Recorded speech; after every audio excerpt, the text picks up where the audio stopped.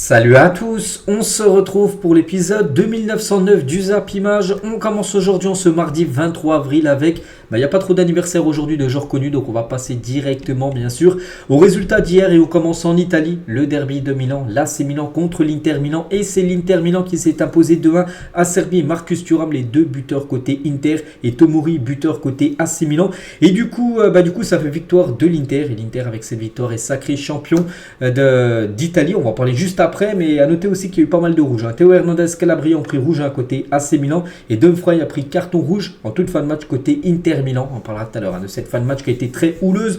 Mais bon, nous on revient sur le résultat et le résultat est très bon, surtout pour l'Inter Milan. Pourtant, l'AC Milan a plus dominé comme cette équipe de l'Inter avec plus de tirs, 15 tirs contre 11 pour l'Inter, 6 tirs cadrés pour l'AC Milan, 3 pour l'Inter Milan. Mais voilà, c'est bien l'Inter qui a été plus efficace. 3 tirs cadrés, 2 buts et du coup la victoire à la fin de la rencontre. On va parler de deux buteurs. Donc tout d'abord à Serbie, buteur de la tête, ce défenseur on peut dire sous-côté. Il est peut-être âgé mais il a fait une très belle saison du côté de l'Inter. Ce joueur qui a remplacé on peut dire Milan Skriniar qui avait quitté l'Inter la saison dernière pour rejoindre le Paris Saint-Germain. Et l'autre buteur c'est Marcus Thuram.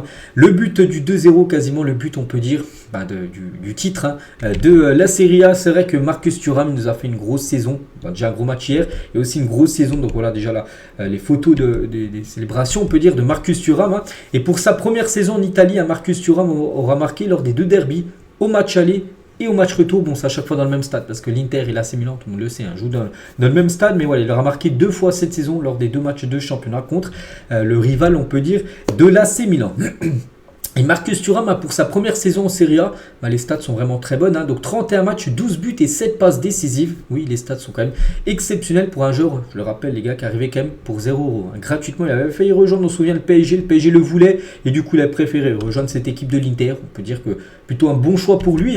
Et Marcus Thuram, donc là, c'est les stats en Serie A. Mais si on rajoute les stats, par exemple, en Ligue des Champions, en Coupe d'Italie, en Super Coupe d'Italie, mais il aura joué 42 matchs et 14 buts et 12 passes décisives. Quelle saison bien sûr pour Marcus Thuram qui a été un homme clé on peut dire du titre de cette saison du côté de la Serie A. Donc on parle beaucoup de Marcus Thuram mais il faut pas oublier aussi Lautaro Martinez qui a été exceptionnel. C'est que ce duo le duo argentin-français là ça a très bien fonctionné. Et c'est vrai que les deux si on combine leurs statistiques en Serie A cette saison, donc on monte à plus de 35 buts et 16 passes D pour les deux cumulés en Serie A.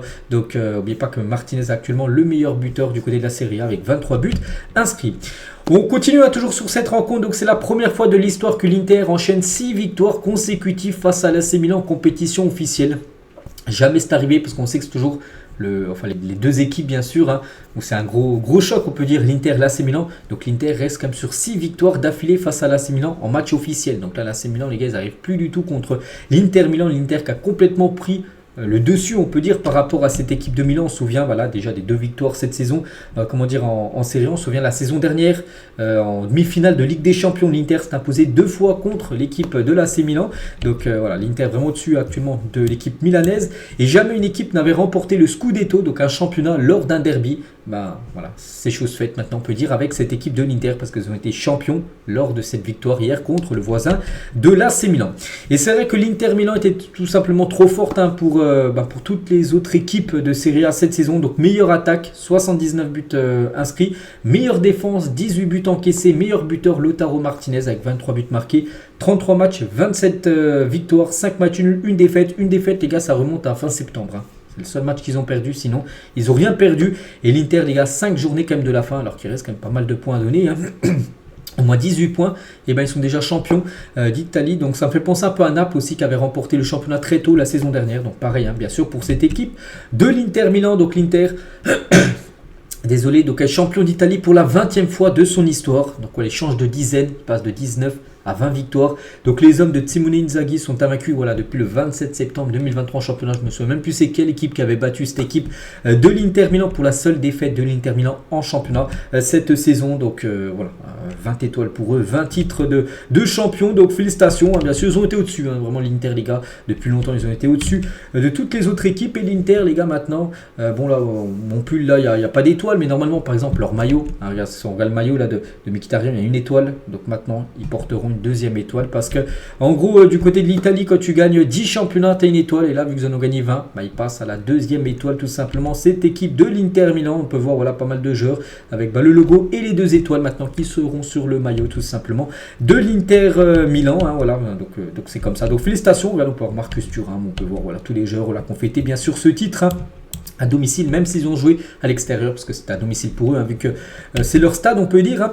Et du coup, ben voilà, par exemple, à quoi va ressembler le maillot de l'Inter. Je ne sais pas s'ils auront déjà la deuxième étoile pour les derniers matchs là, de la saison, ou ça sera pour la saison prochaine, je ne sais pas, mais il y aura bien 2 étoiles très prochainement sur le maillot de l'Inter Milan, qui est plutôt stylé, hein. N'oubliez pas que l'AC Milan a 19 championnats remportés, donc eux aussi, l'AC Milan, s'il y aura un titre dans les années futures, eux aussi auront leur deuxième étoile sur le maillot. Donc regardez, hein, par exemple, les équipes qui ont le plus gagné de Scudetto. Donc la Juventus 36 championnats remportés, c'est bien sûr l'équipe qui a remporté le plus de championnats. Donc l'Inter 20 championnats remportés et l'AC Milan 19 championnats remportés. Donc voilà les 3 équipes qui ont remporté le plus de Serie A dans l'histoire de ce championnat italien.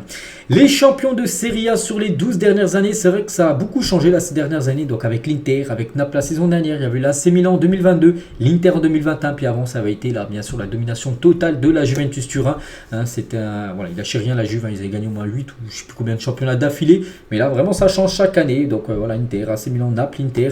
Donc voilà, concernant ce championnat qui est plus attrayant, on peut dire, à regarder que dans le passé où c'était tout le temps la Juventus qui remportait. Le championnat, ça me fait penser un peu à la Bundesliga avec le changement de champion, hein, du Bayern au Bayer Leverkusen. On va parler de Inzaghi parce que c'est le coach, hein, bien sûr, de l'Inter. Les 6 derniers entraîneurs à avoir remporté le Scudetto sont tous différents. Donc là, Simone Inzaghi avec l'Inter Milan, donc il y avait Spalletti avec Naples la saison dernière, il y avait Pioli avec l'AC Milan en 2022, il y avait Conte avec l'Inter en 2021, il y avait eu Sarri avec la Juve en 2020 et Allegri en 2019 avec la Juventus Turin. Donc voilà, chaque année, donc on va dire c'est un nouveau coach, hein, qui gagne le championnat d'Italie. Et le palmarès de Inzaghi avec l'Inter Milan, donc il est plutôt pas mal son palmarès, hein, une fois champion d'Italie, le titre remporté cette saison, 3 super coupes d'Italie pour lui, 2 fois la coupe d'Italie et une finale de Ligue des Champions, bon perdu la saison dernière contre l'équipe de Manchester City. On va parler de Benjamin Pavard, donc on pense que Pavard il a fait le bon choix, il a quitté le Bayern qui n'a pas gagné de championnat pour rejoindre l'équipe de l'Inter qui a gagné de championnat. Et Pavard les gars était champion lors de ses 5 dernières saisons, donc une fois avec l'Inter là, et les 4 dernières saisons bien sûr avec le Bayern Munich. Donc il a remporté exactement 6 championnats, parce que donc là 4 avec le Bayern, une fois avec l'Inter et une fois en Bundesliga 2. C'était quand il était à Stuttgart, hein, l'équipe de Stuttgart avait fini en tête du championnat de 2e division allemande, c'était monté en première division et du coup un championnat aussi remporté. Donc Benjamin Pavard a remporté 6 des 9 championnats qu'il a joué depuis le début de sa carrière. Il sort d'une grande saison bien sûr avec l'Inter, donc voilà, félicitations bien sûr à Pavard qui commence à se faire comme un sacré palmarès, hein.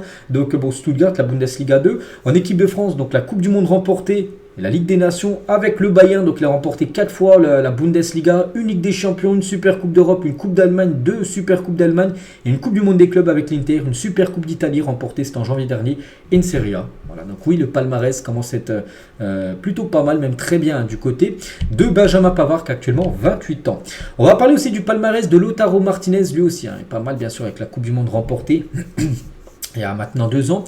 La Copa América, 3 Super Coupes d'Italie, 2 Serie A et 2 Coupes d'Italie. Il va finir certainement meilleur buteur, peut-être même meilleur joueur de la saison du côté de la Serie A. Donc grosse saison, hein, bien sûr, pour Lautaro Martinez qui pourrait prolonger, hein, son contrat du côté de l'Inter. Et le classique, hein, pour Lautaro Martinez, parce que hier, regardez comment il était, une photo de lui lors des célébrations sur la barre transversale. C'était la même chose quand, avec son équipe, l'Argentine, ils avaient battu l'équipe de France en finale de Coupe du Monde. On va parler aussi d'Alexis Sanchez, l'ancien joueur de l'OM. Donc lui aussi peut-être bon choix, hein, d'avoir quitté l'OM pour rejoindre l'équipe de l'Inter. Pourquoi? Parce que il remporte un trophée, ce trophée de champion d'Italie, hein, pour Alexis Sanchez. Marcus Thuram aussi, on a parlé tout à l'heure niveau statistique, mais on va parler maintenant niveau personnel pour lui, trophée tout ça. Donc il remporte tout simplement le premier titre de champion de sa carrière. Jamais il a remporté un titre d'un championnat. Voilà, premier titre pour lui. Donc Thuram, à son papa, les gars, remporte le Scudetto avec la Juventus Turin en 2002 et 2003. Et Marcus Thuram remporte le Scudetto avec l'Inter Milan en 2024. Donc on va dire 22 ans après, il remporte de nouveau, Thuram remporte le championnat. Bon, son père avec la Juve et lui avec l'Inter Milan. Et c'est vrai que la saison était magnifique pour lui. N'oubliez pas que l'été 2023, il signe libre, hein, il était en fin de contrat avec Gladbach, il pouvait signer où il veut. Donc je l'ai dit, il avait le choix de rejoindre le PSG, il rejoint l'Inter. Donc 16 septembre 2023, buteur face à l'AC Milan lors de son premier derby de Milan. Donc il a été buteur également pour le match retour hier. Donc le 22 janvier, il remporte son premier trophée de sa carrière, la Super Coupe d'Italie. C'était gagné je ne sais plus contre qui. Bref, il a gagné cette Super Coupe d'Italie. Et là, le 22 avril, buteur pour son deuxième derby et offre le 20e Scudetto de l'histoire de l'Inter Milan. N'oubliez pas qu'il a été le buteur du 2-1 on peut dire, et ce qui veut dire sinon il y aurait eu nul. Donc voilà, il a marqué ce but, on peut dire, qui est le but du titre du côté de la Serie A. Et là, à la fin du match, il est parti prendre les poteaux de corner qui étaient à l'effigie de l'AC Milan, vu que c'était l'AC Milan qui recevait, et il a mis tout simplement son maillot de l'Inter Milan dessus pour fêter tout ça. Marcus Thuram, donc on est très content pour lui. C'est vrai qu'en équipe de France, bon c'est pas trop ça, parce que voilà, il déçoit souvent quand il joue titulaire en équipe de France ou quand on le voit, mais voilà, du côté de l'Inter, en tout cas, il aura fait une grosse saison, Marcus Thuram. On va parler aussi de Hakan Çalhanoğlu. Après avoir raté in extremis à chaque fois le championnat, les 2 dernières années, les gars, il a fini deuxième. Avec l'Inter la saison dernière et avec l'équipe de l'AC Milan il y a 2 ans. Enfin, deuxième pareil. Donc là, cette fois-ci, c'est la bonne pour Çalhanoğlu. Donc arrivé en 2017 en Italie, après avoir connu 2 fois la seconde place, Çalhanoğlu remporte enfin son premier titre de champion d'Italie dans un stade qu'il connaît tant, bien sûr, parce que... Parce qu'il joue dans ce stade depuis longtemps. Et même avant, quand il était à Milan, il jouait pareil, du côté de ce même stade. On va parler aussi de la grosse saison de Yann Sommer, donc le gardien de l'Inter qui avait remplacé André Onana, qui avait rejoint, on se souvient, Manchester United. Donc à 35 ans, il a parfaitement remplacé Onana dans les buts de l'Inter Milan. C'est vrai qu'il a été recruté pour seulement 6,6 millions d'euros à peu près. Donc voilà, c'est pas très cher. Enfin, pas très cher. Oui, c'est cher, mais par rapport maintenant dans le monde du football, les transferts, c'est pas très cher, on va dire. Donc 40 matchs, 23 clean sheet et seulement 22 buts concédés, toutes compétitions confondues. Donc oui, la saison était très bonne et l'Inter a été très fort aussi en défense. On ne met pas meilleure défense du côté de l'Italie. Donc voilà, grosse saison bien sûr de Yann Sommer, le gardien suisse.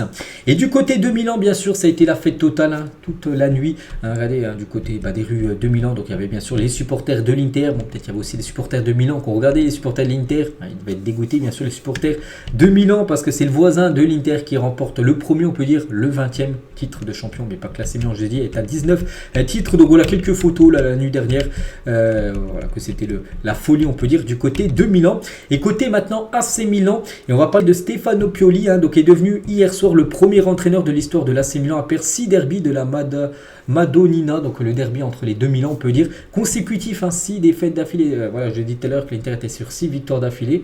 Donc l'AC Milan, 6 défaites d'affilée. Lui, il est devenu le premier entraîneur à avoir cette statistique catastrophique, on peut dire. Et en tout, il aura perdu 10 fois contre l'équipe de l'Inter. Parce qu'en tout, il y a eu 15 matchs, 3 victoires, 2 nuls et 10 défaites, dont 6 défaites d'affilée pour Pioli. Mais pas que Pioli, les gars, il y a de fortes chances qu'il soit licencié là. Même si l'AC Milan va certainement finir deuxième. Mais bon, voilà, ça va pas suffire. Il devrait être remplacé. Un nouveau coach devrait arriver du côté de cette équipe milanaise. Et du côté de Milan, j'ai dit à la fin de match, a été très houleuse. Hernandez, Dumfries et Calabria. Dumfries, c'est un joueur d'Inter, mais côté AC Milan, Hernandez et Calabria ont pris rouge en fin de rencontre. Donc voilà, tout d'abord Théo Hernandez qui sera suspendu pour les prochaines rencontres de Serie A. Et voilà, c'était chaud. Regardez par exemple entre Mkhitaryan et Yacine Adli, donc l'ancien joueur par exemple de Bordeaux. Regardez, on peut voir, c'était très très chaud. Heureusement que c'est la Serbie qui a mieux les séparer, sinon ça aurait pu partir tout simplement en bagarre générale. Donc voilà, concernant bien sûr ce derby, et on va parler maintenant de la différence entre les deux clubs. Quel est le club le plus grand par rapport à l'autre? Parce que maintenant l'Inter a un trophée de plus que l'AC Milan. Donc voilà, maintenant les supporters de l'Inter vont pouvoir se vanter par rapport à ça, par rapport aux supporters de l'AC Milan. Donc un trophée de plus pour l'Inter. Du côté de la Super Coupe d'Italie, l'Inter a également remporté la Super Coupe d'Italie. Ils étaient ex-aequo avant, donc l'Inter l'a remporté en janvier dernier. Du coup l'Inter en a 8, l'AC Milan en a 7, l'Inter aussi devant l'AC Milan. Pareil pour les Coupes d'Italie, l'Inter en a 9, l'AC Milan en a 5, donc l'Inter également devant l'AC Milan. Du côté de la Coupe du Monde des clubs, un trophée chacun, donc là pas de jaloux. Pareil, il y a juste en Ligue des Champions, là l'AC Milan, les gars, est toujours au-dessus, bien sûr, avec 7 Ligues des Champions remportées. L'Inter Milan, c'est 3 Ligues des Champions remportées. Donc quel club est le plus grand? Je ne sais pas. C'est 2 très grands clubs, on peut dire, d'Italie. Donc voilà tout ce qu'il y a à dire sur ce Inter AC Milan. Bon, ça a pris 14 minutes à parler parce que voilà, c'est comme un titre bien sûr de champion, donc on était bien sûr obligé d'en parler quand même, avec beaucoup d'infos.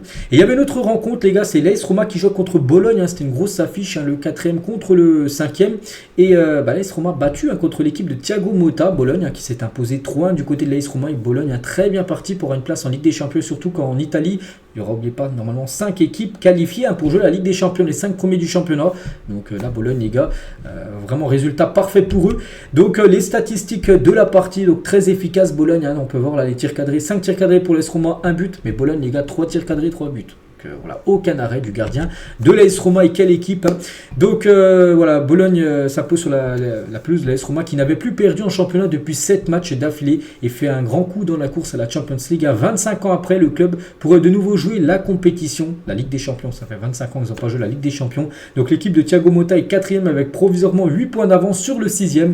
Parce que les 5 premiers, je dis, est qualifiés pour la Ligue des Champions, donc il faut regarder maintenant sur la 6e place, ils ont 8 points d'avance, alors qu'il reste, je sais pas, peut-être 5 journées à jouer, donc 18 points donnés, donc oui, ça sent très bon, bien sûr, pour l'équipe de Thiago Motta. La Champions League, le classement, donc l'Inter en tête, donc l'Inter, voilà, est sûr maintenant, voilà, de finir en tête. Donc concernant la 2e place, les gars, donc l'AC Milan est 2e avec 69 points, donc ils ont 5 points d'avance sur la Juve, là on pense que l'AC Milan va finir 2e, la Juventus 64 points, qui va finir 3e, Bologne peut revenir sur la Juve, et c'est vrai qu'après il y a Bologne, comme j'ai dit, 4e, et l'AS Roma 5e, donc gros coup dur quand même pour l'AS Roma. Donc l'AS Roma va se batailler avec l'Atalanta, il y a un point d'écart entre l'AS Roma et l'Atalanta pour cette 5e place qualificatif tout simplement pour jouer la future Champions League. On quitte l'Italie, voilà, parce qu'il y a aussi un match par exemple en Espagne, Séville contre Mallorca, et le FC Séville s'est imposé 2-1 lors de cette rencontre parfaite. Donc Séville, les gars, qui étaient, souvenez-vous, dans les zones rouges là il y a encore quelques semaines, ils remontent au classement, mais ça reste quand même une saison catastrophique pour eux, 12e, et l'équipe de Mallorca 16e avec 31 points. On revient aussi en France, et là on va parler d'un match national, 3e division, Sochaux contre Niort, et Sochaux s'est imposé 2-1 et assure quasiment son maintien en national. Donc Niort, 2e, donc pas du tout le bon résultat. Ça fait les affaires peut-être de Martigues, parce que voilà, Martigues, ils attendaient le match de Niort, mais vu que Niort s'est incliné, donc tant mieux pour eux. Donc bref, donc Restart, eux déjà champion, enfin pas champion, mais déjà sûr de monter en Ligue 2. Après peut-être ils vont valider bien sûr la première place, et Sochaux 8e est quasiment maintenu du côté du national. Du côté de la Ligue des Champions Juniors, il y avait la finale de la Youth League, c'était hier soir lundi. Olympiakos, qui avait éliminé l'équipe de Nantes en demi-finale au tir au but, a vraiment écrasé la finale 3-0 contre l'AC Milan. Il y avait 0-0 à la mi-temps, et en gros l'espace de 5 minutes, parce que le premier but a été inscrit à la 60e, 61 et 66e minute de jeu, voilà, on va dire 6 minutes. Voilà, ils ont marqué 3 buts, et voilà, la finale a été pliée, et du coup, voilà, victoire finale de l'Olympiakos dans cette Ligue des Champions junior, on peut dire, donc félicitations à eux. Donc voilà, 3-0 en finale, donc il n'y a pas eu match, on peut dire, et en plus un joueur, les gars, à nous à surveiller, les gars, il s'appelle Théophanis Bakula, ça, il a marqué un magnifique retourné acrobatique lors de cette finale de Ligue des Champions hier contre l'AC Milan. Le programme aujourd'hui, donc il y a pas mal de football. Donc tout d'abord une journée de Ligue 2, les 10 rencontres de Ligue 2 avec par exemple le leader, la GOCR contre Laval. Il y aura en grosse équipe, je cherche les autres, tiens, Saint-Etienne. Du côté de Grenoble, un déplacement compliqué bien sûr pour les Verts. Il y aura également, je cherche Angers, ils sont bons à Angers qui est 2e, ils se déplacent du côté de Guingamp. Donc voilà, grosse journée Ligue 2, on parlera des résultats demain. Il y a aussi Al Hilal contre Al 1, n'oubliez pas, Al 1 s'était imposé au match aller, je ne sais plus, ils ont gagné combien, 3-1 je crois, c'était demi-finale aller de Ligue des Champions asiatique. Donc là c'est le match retour, ça Al Hilal, n'oubliez pas qu'Al 1 avait cassé la série de plus de 34 matchs d'affilée en victoire de Al Hilal. Donc là c'est le retour, mais cette fois-ci c'est à domicile pour Al Hilal, l'équipe qui prendra l'ascendant sur l'autre, sera en finale de Ligue des Champions asiatique. Il y a aussi de la Coupe d'Italie, Lazio Juventus Turin, c'est ce soir à 21h, et ce soir également Première Ligue, Arsenal contre Chelsea. Donc voilà, il y aura pas mal de choses à parler. Demain, concernant les Gunners, qui vont jouer une semaine, enfin 2 matchs là très importants. Donc tout d'abord ce soir reçoivent l'équipe de Chelsea, et aussi là dans quelques jours, le 28, là c'est fin de semaine, donc un match à l'extérieur à Tottenham. Voilà, donc 2 gros matchs pour qui veulent remporter bien sûr le championnat anglais. Donc voilà, 2 gros tests, Chelsea-Tottenham. Il faut prendre absolument 6 points, parce qu'on sait que City et Liverpool aussi prennent tous les points qu'il y a. On revient 7 ans jour pour jour en arrière, mais je pense, moi je me souviens de ce match, peut-être les plus jeunes ne se souviennent pas, mais je pense que vous avez déjà vu ça les gars. Messi, la célébration du côté du Bernabeu, c'était il y a 7 ans jour pour jour. Il climatisait le Santiago Bernabeu, donc voilà, il avait fait cette célébration, il a enlevé son maillot, il avait pris jaune, mais bon, peu importe, et il montrait Messi aux supporters du Real Madrid. Donc c'était lors d'un classico, il avait marqué, je ne sais plus combien, je crois qu'il y avait eu, ils avaient gagné, mais in extremis en toute fin de match, un but inscrit après après la 90e minute de jeu, il avait cette célébration iconique, on peut dire. Léo Messi, c'était il y a 7 ans, déjà jour pour jour, c'était au Bernabéu. Et ce stade, les gars, ce stade magnifique, hein, le Bernabéu, on a pu le voir là lors du Classico avant-hier. Regardez ce stade, les gars, toit fermé, l'écran au-dessus qui fait 360 degrés. Et même, c'est sublime, hein. On peut le dire, oui, c'est peut-être le plus beau stade au monde, il n'y a rien à dire. Et Novak Djokovic, donc un tennisman, et Tom Bradley aussi, un légende d'un sport, je ne sais plus ce qu'il faisait, du baseball, je ne sais plus quoi. Sont unanimes, hein, le Santiago Bernabéu est impressionnant parce que les deux étaient les présents, hein, pour le Classico hier, hein, enfin avant-hier. Donc c'est ma première fois dans le nouveau Santiago Bernabéu et c'est le plus beau stade du monde. Donc ça c'est déjà Djokovic, hein, qui a dit ça. Et Tom Brady il a dit Bernabéu est incroyable. J'ai eu la chance de voyager partout dans le monde, hein, et de jouer dans différents stades. Je suis allé à Paris, Londres, au Mexique, au Brésil, aux États-Unis, mais c'est spectaculaire. C'est le plus beau stade aussi pour lui. Tom Brady, je crois qu'il y a un genre de Super Bowl ou je sais plus quoi. Je sais plus comment il joue au football américain. Je crois que c'est son sport. Bon, je sais pas trop ce sport-là, mais je crois que c'est une légende dans ce sport-là. Tom Bradley, voilà, ils ont été en gros impressionnés par le par le Bernabéu, hein, qui est un bijou total, hein. Regardez-moi désolé, regardez-moi ce magnifique stade. Et aux alentours du stade, bien sûr, il y a ceux qui vendent des écharpes, tout ça. Donc voilà, Bellingham, Vini, il y a bien sûr Mbappé, les gars, Mbappé, il y a déjà son écharpe, hein. Il y a Rodrigo, il y a toujours aussi l'écharpe de Cristiano Ronaldo, hein, qui est toujours présente, bien sûr, où tu peux acheter aux alentours, hein. Donc ça coûte 10 €, on peut voir la pancarte en haut.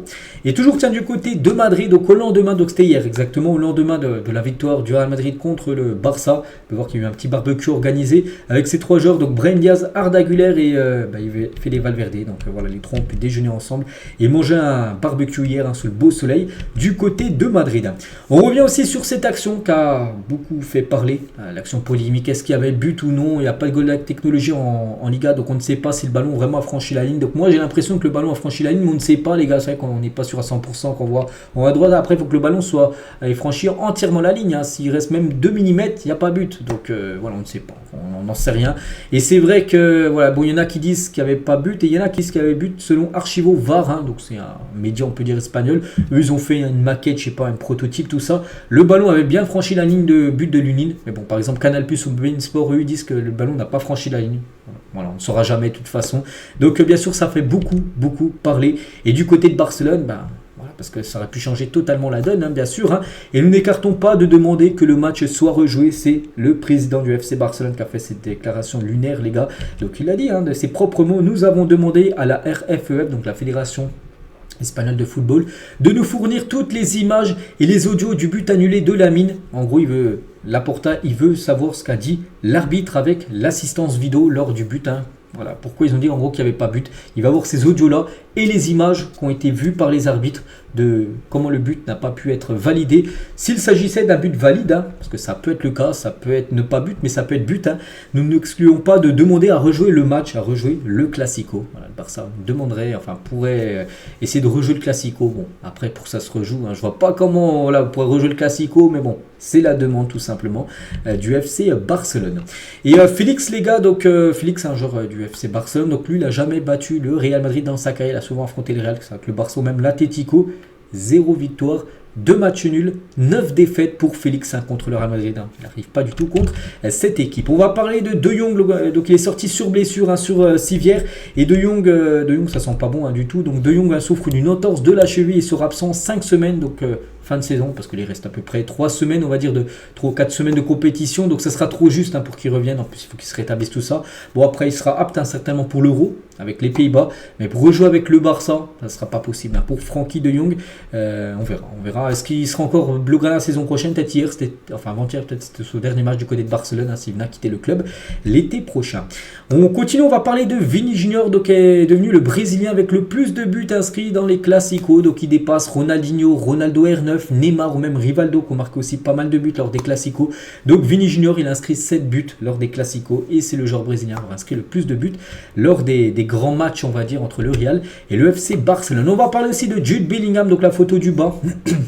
Après la célébration de son but, hein, du 3-2, il y avait Pedri, hein, juste devant lui. Et la saison dernière, cette saison, mais le match aller, il avait fait un chute à Gavi, Gavi qui était présent bien sûr au match aller, où pas Bellingham avait inscrit le doublé lors du match aller. Il a inscrit 3 buts quand même contre le FC Barcelone sur les matchs de Liga, donc Jude Bellingham. Et Bellingham, c'est vrai, il a marqué lors du match aller et le match retour. Voilà. Les autres joueurs qui ont réalisé cette performance, Ronaldo l'avait fait en 2014-2015, en Liga je vous parle, match aller, buteur, match retour, buteur, et Van Nistelrooy l'avait fait en 2006-2007, buteur à l'aller, buteur également au match retour, et Bellingham l'a fait cette saison. Et en parlant de Jude Bellingham, parce qu'on regroupe les infos vu que je parle de lui, et Bellingham hier il a remporté un nouveau trophée, le trophée Laureus de la révélation de l'année 2024. Voilà.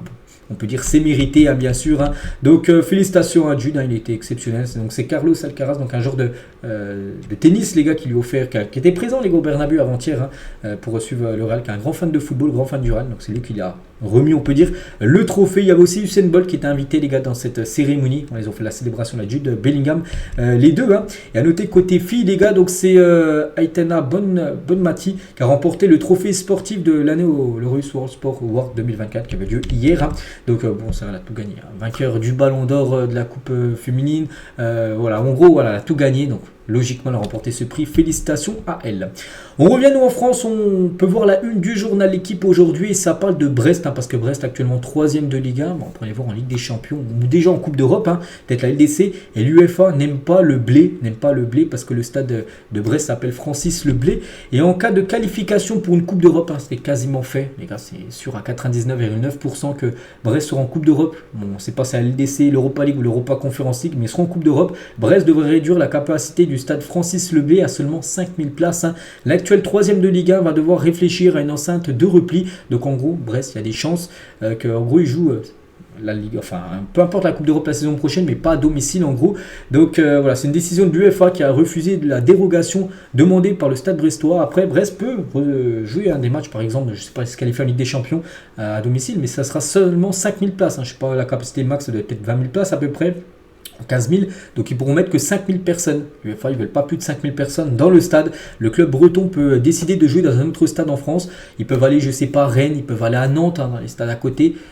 Voilà, parce que ces stades-là peuvent accueillir des matchs de Coupe d'Europe. On a pu le voir avec Rennes, qui a accueilli bien sûr des matchs d'Europa League cette saison, mais Brest, c'est pas possible. Donc voilà, ils vont devoir trancher ce qu'ils comptent faire, bien sûr, Brest. Donc voilà, sinon ça sera seulement 5000 places à Francis Leblé pour la saison prochaine en Coupe d'Europe. Officiel, Clément Turpin sera au sifflet de Monaco LOSC ce mercredi. Demain, il y a 3 matchs en retard et il y a un beau Monaco-Lille. Et Clément Turpin sera l'arbitre de la rencontre. À noter aussi que ça sera Marc Boulanger qui sera l'arbitre du match Lorient-PSG qui sera demain à 19h et Jérémy Pignard sera arbitre lors du match OM Nice. Pourquoi ces 3 matchs vont être joués demain? Parce que c'est le PSG, l'OM et Lille avaient joué des matchs de Coupe d'Europe, souvenez-vous, et leur match avait été décalé entre les 2 quarts de finale, donc c'est pour ça que les 3 matchs joueront demain. Et en cas de victoire, n'oubliez pas du PSG, et ça qu'hier j'avais dit, petite erreur de ma part, j'ai dit que si le PSG s'imposait, c'était sûr qu'ils étaient champions. Non, il faut que le PSG s'impose demain à Lorient et que dans le même temps Monaco ne gagne pas Lille. Alors, par exemple, c'est nul. Là, oui. Là, le PSG sera champion. Si le Monaco s'impose, le PSG s'impose. Donc, le PSG, il faudra attendre le prochain match qui sera la réception du Havre samedi prochain. Et là, oui, le PSG sera champion si, bien sûr. Il y a victoire également contre le Havre. On va parler de l'OM, les gars. Stat assez incroyable concernant l'OM. Seul le maillot domicile a été victorieux cette saison pour les Olympiens. Voilà. Donc, les 3 maillots domicile, extérieur, 3e maillot. Donc, le premier maillot, Marseille l'a porté 35 fois. Parce que même des fois, quand il joue à l'extérieur, il porte le maillot blanc. Si l'équipe, par exemple, l'adversaire joue en vert, par exemple, voilà. Donc on peut voir 16 victoires, 11 nuls et je sais pas si défaites, je sais rien, voilà. Donc enfin 18 victoires plutôt. Donc voilà, en gros, si on regarde le maillot extérieur, regardez, c'est la ligne au-dessus d'Aubameyang, une noire et une rouge, donc on peut voir pas de victoire, mais 3 nuls, 5 défaites, et avec le 3e maillot, c'est 1 nul, 1 défaite. Voilà, donc et voilà. Et en gros, ils ont que gagné avec le maillot blanc. Marseille cette saison, ils n'ont pas gagné avec le maillot extérieur ni le 3e maillot. Bon, après, ils ont joué seulement 10 matchs avec ces 2 maillots-là et 35 matchs, bien sûr, avec le maillot blanc. Une info de plus sur l'OM. Et toujours avec cette équipe, et c'est officiel, le stade Vélodrome sera guichet fermé pour OM Atalanta Bergame. Le match est prévu on est le 23, donc on est mardi, c'est jeudi, pas jeudi après-demain, le jeudi d'après. Donc voilà, dans 9 jours exactement. Donc il n'aura fallu que quelques heures. Donc Marseille a mis en vente les places. l'espace de 1 ou 2 heures, les gars, tout est parti. 65 000 places sont vendues. Donc on attend la même atmosphère qu'il y avait eu lors du match contre le Benfica. Tout a été vendu pour cette rencontre. Et tiens, toujours avec l'OM, Daniel Riolo, il a dit, t'as un appart pas loin du Vélodrome, tu peux prendre un retourné de Moumbagna dans la tronche. Donc, parce que Riolo, ça, il aime bien clasher tout le monde. Puis il avait clashé pas mal de fois Moumbagna. Et Moumbagna, c'est vrai qu'avant-hier, il a marqué un magnifique retourné acrobatique contre Toulouse. Il a dit que bon, là, il a marqué en retourné, mais des fois, il tente des retournés qui peuvent aller en dehors du Vélodrome. Donc voilà ce qu'il a pu dire Riolo. Et toujours avec Riolo aussi sur l'After RMC, il a dit si le PSG gagne la Ligue des Champions, je fais la coupe à Bradley Barcola. Parce que Riolo qui clash tout le monde, il a clashé Moumbagna, mais aussi Barcola, il a dit que c'était un genre de Youth League, pas un genre de Ligue des Champions. On a pu voir que ça le fait mentir. Par exemple, là, le dernier match contre le Barça, il était très bon, Barcola. Donc voilà, si le PSG gagne la Ligue des Champions, on pourrait le voir comme ça, tout simplement. Daniel Riolo, ce serait légendaire. Marcel Desailly compare le Paris Saint-Germain avec l'OM de 1993. L'OM de 93, c'est l'OM qui avait gagné la Ligue des Champions, bien sûr. Donc il était présent, bien sûr, dans cette équipe de Saïd. Donc il a dit, c'est ses propres mots. Donc on adore tous le Real Madrid, mais je crois que le Bayern a une chance de se qualifier en finale et d'éliminer le Real, et le PSG aussi d'aller en finale. Donc lui il voit une finale Bayern-PSG. Les dernières saisons ils avaient beaucoup de top joueurs, ça me fait penser au Marseille de mon époque. Nous avions gagné la première Ligue des Champions du football français quand plus personne ne s'y attendait. Il y a une vraie baisse de qualité en termes de joueurs, et soudain on l'a fait, parce que là c'est vrai qu'il y a des grands joueurs comme Messi, Neymar qui ont quitté le club. Donc pour lui c'est une baisse de qualité, mais personne n'y attendait Marseille à ce moment-là. Puis ils avaient gagné la Ligue des Champions. En gros il dit que c'est à peu près la même chose avec le PSG. Paris a perdu Neymar, Messi, mais ils peuvent créer la surprise et surprendre tout le monde du football. Voilà, parce que personne s'attend maintenant au PSG, parce que chaque année on dit c'est la bonne, puis c'est jamais la bonne. Donc voilà, pour Desailly, en gros, il voit le PSG peut-être aller au bout cette année.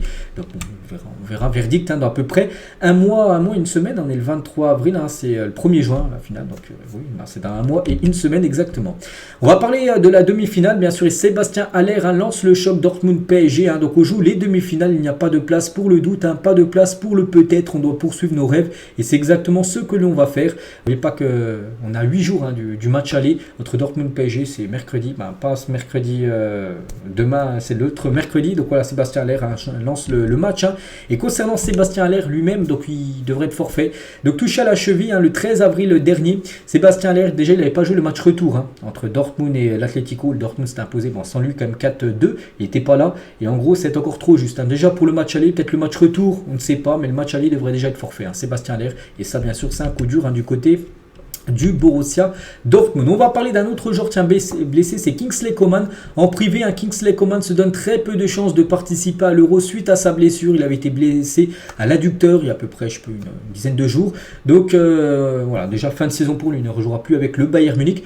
Voilà, même la finale Ligue des Champions, normalement il sera finale ou demi-finale déjà, parce qu'il faut déjà éliminer le Real. Et voilà, pour lui, même l'Euro, les gars, ça sent pas bon. Donc ce sera un gros coup dur pour l'équipe de France de se priver de Kingsley Coman. On va parler de Youssouf Yazissi, a été victime d'un homejacking cet après-midi à son domicile. 3 cambrioleurs ont tenté d'entrer dans sa maison avec des marteaux. Ces derniers ont été arrêtés. L'international turc a porté plainte pour la 3e fois suite à des cambriolages à Lille et reste sous le choc. C'est vrai que voilà, il va être sous le choc, bien sûr, quand il y a cambriolage. Donc voilà, on peut le voir, ce qu'il a posté sur ses réseaux sociaux, une story au commissariat en train de porter plainte. Déjà 3e fois qui se fait cambrioler du côté de Lille. Le joueur, qu'en fin de contrat, en fin de saison, ça pourrait peut-être le faire partir, bien sûr, ça, parce que ça n'a rien à voir avec le football, mais voilà, et on peut penser bien sûr qu'il doit être sous le choc. Officiel, Cannavaro est le nouvel entraîneur d'Udinese. Voilà, donc après il aura un gros défi. Donc le club est actuellement 17e de Serie A à égalité de points avec le premier relégable. Donc c'est donc une mission sauvetage qui attend le Ballon d'Or 2006. Voilà, donc il reste 5 matchs pour essayer de sauver Udinese de la relégation en Série B. On va parler d'un autre entraîneur, c'est Thomas Tuchel a donné son accord à ses agents pour prendre le poste d'entraîneur à Manchester United. S'il se libère, il devrait se libérer parce qu'on ne voit pas Erik ten Hag rester du côté de Manchester, et Thomas Tuchel peut être le futur entraîneur des Red Devils. Une partie de la nouvelle direction d'Ineos est en faveur d'une arrivée de l'Allemand cet été. Peut-être Thomas Tuchel, retour pour lui en première ligue. N'oubliez pas qu'il avait coaché Chelsea à l'époque en Angleterre, mais il pourrait cette fois-ci entraîner Manchester. Et du côté du Bayern, ça n'a pas Thomas Tuchel, il n'y a ni Xabi Alonso, parce que Xabi Alonso reste au Bayer Leverkusen. Donc ça va être qui? Peut-être Lucien Favre. Le Bayern pense à Lucien Favre pour remplacer Thomas Tuchel, est libre depuis son renvoi de Nice il y a 1 an et demi. C'est un nom qui circule. Après il y a toujours le nom Zinedine Zidane aussi qui est une option, mais bon, c'est qu'avec Zidane c'est toujours un peu compliqué, voilà. Mais voilà, Lucien Favre est aussi une option du côté du Bayern. Thiago Silva quittera Chelsea à l'issue de la saison. Donc la décision est prise et sera rendue officiellement prochainement. Donc voilà, c'est Fabrizio Romano qui dit ça. C'est vrai que Thiago Silva, bon, il a tout gagné. Il a gagné par exemple la Ligue des Champions quand même du côté de Chelsea. Donc normalement là, il arrive en fin de contrat, il ne sera pas reprolongé. Et voilà, donc on ne sait pas s'il va prendre sa retraite, continuer à jouer au football en Europe, au Brésil, retourner au Brésil, on ne sait pas. Voilà, il va bien quitter l'équipe de Chelsea. On va parler d'un autre, parce que lui c'est un défenseur du PSG, enfin ex-défenseur du PSG, mais là d'un défenseur parisien, c'est Kimpembe les gars. Donc réopéré du tendon d'Achille en ce début d'année 2024, Kimpembe a effectué pour la première fois ce lundi, donc hier, des exercices individuels avec ballon sur le terrain. Et ça fait plaisir bien sûr de revoir Kimpembe sur le terrain, c'est quand même le seul joueur blessé actuellement du côté de Paris. Donc voilà, on sait que souvent à Paris il y a beaucoup de blessés, surtout à ce moment-là de la saison, en fin de saison, et là il n'y a que lui blessé. On peut voir qu'il est de retour sur les terrains, donc il ne va pas rejouer. Il ne jouera pas cette saison bien sûr, mais peut-être la saison prochaine pour le revoir, et on espère. Et Kimpembe. Officiel, Tchétchenko jouera la King World Cup avec l'Ukraine, donc il y a quand même du beau monde quand même qui va jouer cette compétition avec Ferdinand, Tchétchenko, Hazard, Totti, Nasri. Ça donne envie, mais pas que cette compétition va commencer là dans moins d'un mois, ça se déroulera du côté du Mexique. Et on finit les gars avec une info qui est plutôt pas mal je trouve, parce que Canal+ va lancer un mode sans commentateur, mode tribune on peut dire, qui permettra aux téléspectateurs de regarder les matchs avec uniquement l'ambiance du stade. Par exemple, si vous voulez regarder je sais pas, un match Manchester City Arsenal, parce qu'en premier les gars ça va être sur les matchs de Première Ligue, mais sans commentateur, vous savez ceux qui commentent les matchs, mais juste avec l'ambiance dans le stade, ça sera possible et je trouve que c'est très très bien. Le lancement aura lieu sur des matchs de Première Ligue avant d'être étendu à d'autres compétitions, donc Ligue des Champions, Europa League, Ligue 1. Je trouve que c'est très bien parce qu'il y en a qui ne veulent pas écouter les commentateurs, ceux qui commentent les matchs, et voilà, juste l'ambiance. Voilà, donc je trouve que c'est bien, et voilà, c'est Canal+ qui va lancer ça là très très prochainement. Donc voilà les gars ce qu'il y a à dire aujourd'hui, j'espère que ça vous a plu. On se retrouve tout à l'heure, il y a l'After Zap Image sur ma chaîne secondaire, ça sera à 15h, et sur cette chaîne là demain bien sûr, on parlera de tout ce qui va se passer ce soir niveau résultat. Je vous souhaite une très bonne journée et à demain.